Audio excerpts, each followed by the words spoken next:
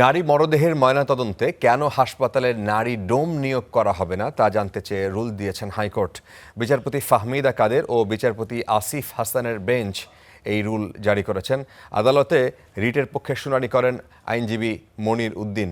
জনস্বার্থে দায়ের করা এই রিটে স্বাস্থ্য সচিব, স্বাস্থ্য অধিদপ্তরের মহাপরিচালক সহ সংশ্লিষ্টদের বিবাদী করা হয়েছে। এর আগে এক আবেদনে বলা হয়েছে, বাংলাদেশ একটি ধর্মীয় ভাব গাম্ভীর্যপূর্ণ রাষ্ট্র। ইসলাম সহ সব ধর্মের নারীর মৃতদেহ পর্দার আড়ালে রাখার বিধান রয়েছে। ময়নাতদন্তে একটি আইনি প্রক্রিয়া হলেও নারী মরদেহের ক্ষেত্রে নারীর উপস্থিতি কাম্য।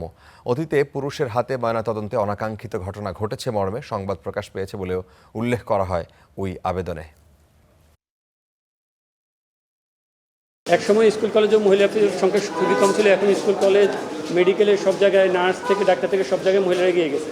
সুতরাং এখানে যদি আপনি সার্কুলার দেন মহিলা নিয়োগের জন্য অবশ্যই আপনি পাবেন এবং অ্যাভেলেবলি পাবেন। সেই রিকোয়েস্ট আমরা চেয়েছি, সেটা আমরা রুল অ্যাপসেলের সময় পাবো। এখন আজকে হচ্ছে কেন নিয়োগ দেওয়া হবে না এই মর্মে রুলটা দিচ্ছি।